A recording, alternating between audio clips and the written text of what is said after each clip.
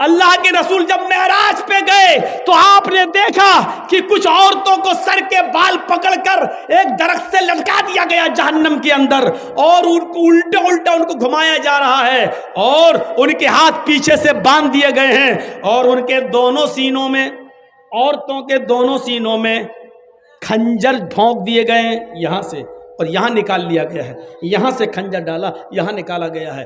پوچھا اللہ کے نبی نے، جبریل یہ کون عورتیں ہیں جن کو اتنا دردناک جہنم میں عذاب دیا جا رہا ہے، جن کے سر کے بال پکڑ کر ان کو لٹکا دیا گیا ہے اور ان کے سینوں میں کھنجر چبھو دیے گئے ہیں؟ جبریل نے فرمایا، اے اللہ کے نبی، یہ وہ عورتیں ہیں جو دنیا میں اپنے بال کھول کر چلا کرتی تھیں، اپنے بالوں کو دوپٹے سے نہیں ڈھانکتی تھیں، اپنے سر پر اوڑھنیاں نہ ڈالا کرتی تھیں، اپنے سروں پر اوڑھنیاں نہیں اوڑا کرتی تھیں، یہ کھلے بال لے کر چلتی تھیں، بازار میں، اسکولوں میں، کالجوں میں ان کے بال کھلے رہتے تھے، اور یہ وہ عورتیں جن کے سینوں میں کھنجر ڈال دیے گئے ہیں، یہ اپنے سینوں پر اوڑھنیاں، چادر نہیں ڈالتی تھی، اتنا ٹائٹ کپڑا پہنتی تھی کہ کپڑا پہننے کے باوجود ان کے سینے کا حصہ اٹھا ہوا نظر آتا تھا۔ غیر مرد ان کے سینے پہ نظر ڈالا کرتے تھے، آج ان کے سینوں کو چبھو دیا گیا ہے، ان کے سینوں میں کھنجر ڈال دیا گیا ہے، ان کے سینوں میں کھنجر بھونک دیا گیا ہے۔ ہماری ماں بہنیں یہ عذاب میں کہیں مبتلا نہ ہوں، ان کے سر کے بال پکڑ کر ان کو لٹکایا نہ جائے، ان کے سینوں میں کہیں کھنجر نہ چبھ ہو جائیں۔ ان کو کہو اپنی بیٹیوں سے اسکول میں جائیں تو کم سے کم اوڑھنیاں اور ڈھیلی چادر اپنے جسموں پہ ڈال لیں۔ فرمایا ایک ایسا زمانہ آ جائے گا کہ عورتوں کو دیکھو گی کہ کپڑے پہننے کے باوجود ننگی ہوں گی، ممیلات و مائلات، لوگوں کی طرف مائل ہوں گی اور ان کو اپنی طرف مائل کریں گی، اتنا میک اپ کریں گی، لال رنگ کا کپڑا تو لال رنگ کی لپسٹک، بلو رنگ کا کپڑا تو بلو رنگ کی لپسٹک، ہرے رنگ کا کپڑا تو ہرے رنگ کی لپسٹک، میچنگ نہیں بگڑنی چاہیے، میچنگ نہیں بگڑنی چاہیے۔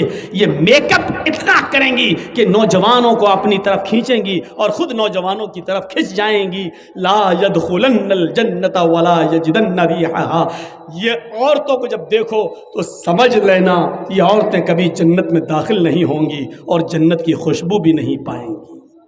ایسی عورتوں پر اللہ نے جہنم واجب کر دی اور جنت کو حرام کر دیا، یہ عورتیں کبھی جنت کے اندر داخل نہیں ہوں گی۔ جنت میں داخلے کے لیے ڈھیلا ڈھالا کپڑا ضروری ہے، پردہ ضروری ہے۔ حضرت فاطمہ کا انتقال کا وقت آیا تو رو رہی تھی، کہا علی نے کیوں رو رہی ہو، ایک دن تو سب کو اس دنیا سے جانا ہے۔ کہا علی میرے شوہر، میری ایک وصیت ہے اس کو یاد رکھنا۔ بتاؤ تم میری بیوی ہی نہیں محمد رسول اللہ کی بیٹی بھی ہو، بتاؤ کیا وصیت ہے؟ فرمایا جب میرا انتقال ہو جائے، میری روح نکل جائے تو مجھے رات میں دفنانا، دن میں نہیں۔ عشاء کی نماز کے بعد اندھیرے میں میرا جنازہ لے کر قبرستان جانا، دن میں نہیں۔ حضرت علی نے کہا یہ تم نے ایک نئی مصیبت میرے اوپر ڈال دی، مان لو فجر کے بعد اگر تمہارا انتقال ہو جاتا ہے تو ظہر کے بعد دفن کیا جائے گا، ظہر میں انتقال ہوتا ہے تو عصر میں، اب فجر کے بعد اگر انتقال ہو جائے تب بھی ہم عشاء کے بعد تمہیں دفنائیں، یہ کہاں کی عقل مندی ہے؟ فرمایا اے علی، اے میرے شوہر، میرے اوپر یہ احسان کرنا جو میں آپ سے کہہ رہی ہوں، میرے جنازے کو رات کی تاریکی میں لے جانا، میرے جنازے کو رات کے اندھیرے میں اٹھانا۔ پوچھا ایسا کیوں کہہ رہی ہو؟ کہتی ہے کہ میں ایسا اس لیے کہہ رہی ہوں کیونکہ میں یہ نہیں چاہتی کہ میرے مردہ جسم پر پڑے ہوئے کفن پر بھی کسی غیر مرد کی نظر پڑے، میرے مردہ جسم پر پڑے ہوئے کفن پر بھی کسی غیر مرد کی نظر پڑے۔ میں چاہتی ہوں کہ میرا جنازہ جب اٹھے تو میرے کفن کو بھی کوئی نہ دیکھے، میری شکل صورت تو بہت دور کی بات ہے۔ حضرت فاطمہ کی یہ نصیحت تھپڑ مار رہی ہے آج ہماری بیٹیوں اور ہماری بیویوں کے منہ پر، ہماری عورتوں کے منہ پر۔ غور کریں، مرنے کے بعد کوئی نکاح نہیں کر سکتا ہے، مرنے کے بعد کوئی کسی سے دلچسپی نہیں رکھتا ہے، کتنی خوبصورت لڑکی کیوں نہ زمین پہ پڑی ہو، اگر مر گئی تو اس کی طرف کوئی انٹرسٹ نہیں لیتا ہے۔ لیکن حضرت فاطمہ کیا کہہ رہی ہیں کہ میرے انتقال کے بعد میرے مرے ہوئے جسم پر پڑے ہوئے کفن پر بھی کسی غیر مرد کی نظر نہ پڑے۔ ایک طرف اس پردے کو دیکھیے اور ایک طرف ہمارا سماج، ہماری سوسائٹی، اور اس سوسائٹی میں گھومنے والی آوارہ گائیں، آوارہ بھیڑوں کو دیکھیے۔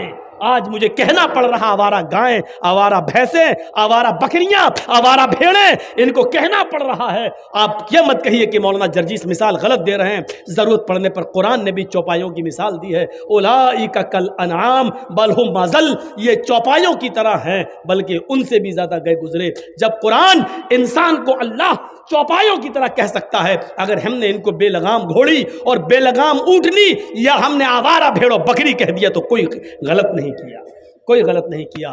ہمیں اپنے معاشرے پر نظر ڈالنا ہے۔ میرے بھائیوں، ہمارے سماج کے اندر ابھی کوئی لڑکا کسی لڑکی کو لے کر بھاگ جائے، پنچایت بیٹھ جائے گی، دوسرے دن مکھیا آ جائیں گے، سرپنچ صاحب آ جائیں، صاحب تیرا لڑکا اس لڑکی کو لے کے بھاگا، ہاں کیا ہو، 2 لاکھ روپے جرمانہ دو، اس کی لڑکی کی زندگی بیکار ہو گئی، بیچاری بدنام ہو گئی، یا اس لڑکے کے ساتھ اب نکاح کرو، چلو، یا تو نکاح کروا دیا جائے گا یا جرمانہ متعین کر دیا جائے گا۔ جس طرح لڑکا لڑکی کو لے کے بھاگ رہا ہے، اس کی پنچایت تم بٹھا دیتے ہو۔ سماج کے اندر کسی کے آگے کے بڑے بال ہیں، کتنی پنچایتیں بٹھائی ہیں۔ شراب کوئی پیتا ہے سماج کے اندر، کبھی پنچایت بٹھائی ہے؟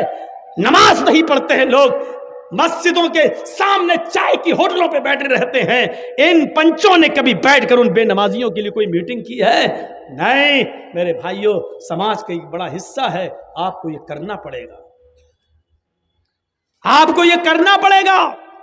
حضرت عمر فاروق رضی اللہ تعالیٰ عنہ نے ایک بار فجر کی نماز پڑھائی، اور فجر کی نماز پڑھانے کے بعد جب سلام پھیرا تو کیا دیکھا کہ ایک آدمی کی فجر کی نماز میں 1 رکعت چھوٹ گئی، یعنی وہ بعد میں آیا تھا، حضرت عمر 1 رکعت پڑھا چکے تھے، وہ بعد میں آیا تو 1 رکعت میں شامل ہو گیا۔ تو اب جب سلام پھیرا جائے گا تو 1 رکعت بعد میں پڑھے گا نا، وہ پوری کرے گا۔ تو حضرت عمر نے اس کو دیکھا، یہ بعد میں آیا، پھر دیکھتے رہے، پتہ چلا 1 ہی رکعت اس نے پڑھی، یعنی 1 مل گئی تھی، 1 پڑھ لی اور 1 بعد میں پوری کر لی۔ حضرت عمر نے اس کو کچھ نہیں کہا۔ جب باہر نکلے تو خفیہ جو CID ہوتی ہے، خفیہ CID جو گپت طریقے سے پتہ لگا کے خبر دیتی ہے کہ یہاں اسلام کے خلاف یہ لوگ ہیں، یہ ષڈینتر رچ رہے، تو خفیہ CID کو بلایا اور کہا کہ دیکھو وہ آدمی جو وہ دیکھو، وہ کہاں، ہاں دیکھا، اس کا نام ڈائری پہ نوٹ کرو۔ CID نے نوٹ کر لیا۔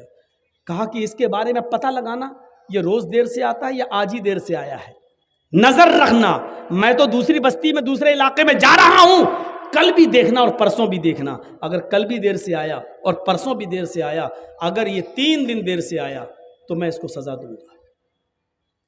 CID نے کہا کیا سزا دیں گے؟ کہا میں اس کا داہنا ہاتھ کاٹ دوں گا اور بایاں پیر، یا دایاں پیر کاٹ دوں گا اور بایاں ہاتھ، ہم اس کا 1 ہاتھ کاٹیں گے اور اس کا 1 پیر کاٹ دیں گے۔ اگر دایاں ہاتھ کاٹیں گے تو بایاں پیر، اور بایاں ہاتھ کاٹیں گے تو دایاں پیر، اس کو خلاف سے ہم کاٹ دیں گے، ہم اس کو یہ سزا دیں گے۔ کہا امیر المومنین کیوں؟ کہا میں نے جناب محمد رسول اللہ کو یہ فرماتے ہوئے سنا ہے کہ منافقوں کے اوپر 2 نمازیں بڑی بھاری ہوتی ہیں، ایک عشاء کی اور ایک فجر کی۔ وہ عشاء کی نماز میں سستی کرتے ہیں اور فجر کی نماز میں تاخیر سے آتے ہیں۔ اگر یہ 2 دن اور دیر سے آیا تو میں سمجھوں گا کہ یہ منافق ہے۔ 3 دن اگر مسجد میں دیر سے آیا تو میں سمجھوں گا کہ منافق ہے۔ ایک وقت کی نماز چھوٹی تھی، وہ بھی 1 رکعت۔ صرف جمعے ہی کے دن نماز پڑھنے والوں، ذرا اپنے گریبانوں میں جھانک کر دیکھو کہ ہم مسلمان ہیں کہ نہیں ہیں۔ اس کی فجر کی نماز نہیں چھوٹی تھی، 1 رکعت چھوٹی تھی، نماز تو مل گئی تھی، 1 رکعت تو ملی تھی، 1 رکعت بعد میں پوری کر لی۔ پیشاب پائخانے میں بھی دیر ہو سکتی ہے، سو کر اٹھنے میں بھی دیر ہو سکتی ہے، موبائل کا زمانہ نہیں تھا، الارم کا زمانہ نہیں تھا، آنکھ دیر سے بھی کھل سکتی ہے، بیچارہ سو گیا ہوگا یا جنگل میں کھیت میں لیٹرین اور پیشاب کرنے جانا پڑتا، ہو سکتا ہے کہ لیٹرین میں دیر ہو گئی ہو، بیچارے کو آنے میں کوئی بھی وجہ ہو سکتی ہے، لیکن حضرت عمر نے فوراً سزا نہیں دی، کہا ہو سکتا ہے ایسا، اس لیے آج دیر ہو گئی ہو، لیکن کل بھی دیکھنا اور پرسوں بھی دیکھنا، روز دیر تھوڑی ہوگی۔ اگر منافقت اس کے اندر آ گئی ہوگی تو یہ کل بھی دیر سے آئے گا اور پرسوں بھی دیر سے آئے گا، اور 3 دن دیر سے آیا تو میں اس کا 1 ہاتھ کاٹ دوں گا اور 1 پیر کاٹ دوں گا۔ ذرا اس واقعے کی روشنی میں ہم اپنے گریبانوں میں جھانکیں اور دیکھیں، سوچیں اور دیکھیں کہ ہم کتنے پکے مسلمان ہیں۔ صرف جمعے کے دن مسجد میں آ رہے ہیں، جمعے کے دن کی بھی فجر کی نماز ہم نہیں پڑھے ہوتے ہیں، اور جمعے کے دن ہم پہلی صف میں آ کے بیٹھیں 11 بجے سے، مولانا جرجیس صاحب خطبہ دیں گے، 11 بجے سے مسجد بھر گئی، جو پورے ہفتے مسجد میں نہیں آیا، مولانا جرجیز کا خطبہ سننے کے لیے آج پہلی صف میں بیٹھا، سعودی عرب کا رومال ڈالا گیا، جنت الفردوس بھی لگایا، خوشبو آ رہی ہے، پہلی صف میں بیٹھا ہوا ہے بیچارہ، سعودی عرب کا رومال بھی ڈالا ہوا ہے، اور جمعے کے دن نماز پڑھ کے نکلا، داڑھی پہ ہاتھ پھیرتے، ایسا لگ رہا ہے جیسے اللہ تعالیٰ پہ بہت بڑا احسان کر کے آیا ہے۔ سماج کے لوگ میٹنگ کریں، بتائیں ان بے نمازیوں کے لیے آپ کے ہاں کتنے ایکشن لیے گئے، کتنے ایکشن؟ آپ جواب نہیں دے پائیں گے اس بات کا، آپ جواب نہیں دے سکتے اس بات کا، کتنے ایکشن لیتے ہیں آپ؟ شرابیوں پر ایکشن نہیں، جواریوں پر ایکشن نہیں، صرف لڑکا لڑکی لے کے بھگ جائے تو ایکشن لے لیتے ہیں آپ۔ آپ کی ذمہ داری بنتی ہے، آپ کی ذمہ داری بنتی ہے میرے بھائیوں، ہمیں ان چیزوں کو دیکھنا ہے، ہمیں ان چیزوں پر نظریں ڈالنا ہے، اپنے سماج میں ان عورتوں کو بھی دیکھنا ہے، بے پردگی عام ہوتی چلی جا رہی ہے، ان کے پہناوے پر بھی نظر ڈالو۔ اللہ کے نبی نے فرمایا نساء کاسیات عاریات ممیلات و مائلات، ایک ایسا زمانہ آ جائے گا کہ تم عورتوں کو دیکھو گے کہ بظاہر تو وہ کپڑے پہنے ہوئے ہوں گی، لیکن حقیقت میں وہ کپڑے نہیں ہوں گے، وہ اندر سے برہنہ ہوں گی، اندر سے ننگی ہوں گی۔ دیکھ لیجیے آپ، ہاف آستین کے کپڑے پہن رہی ہیں آپ، جو غیر شادی شدہ ہے، جن کی شادی نہیں ہوئی، وہ شلوار سوٹ پہنتی ہیں، آستینیں کھلی ہوئی ہیں۔ اللہ سے ہم دعا کرتے ہیں کہ بار الہ ہماری خطاؤں کو معاف فرما دے، ہمارے گناہوں کو بخش دے، ہمارے سماج کی اصلاح پیدا فرما دے، ہماری ماں بہنوں کو پردے کی توفیق عطا فرما، ہم جمیع مسلمانوں کو ایک پلیٹ فارم پہ قائم کر دے، جب تک تو ہمیں زندہ رکھ، اسلام پہ زندہ رکھنا، اور جب ہمارا خاتمہ ہو تو ایمان پر خاتمہ فرمانا۔ وما علینا الا البلاغ المبین، وآخر دعوانا ان الحمد للہ رب العالمین۔ السلام علیکم ورحمۃ اللہ وبرکاتہ۔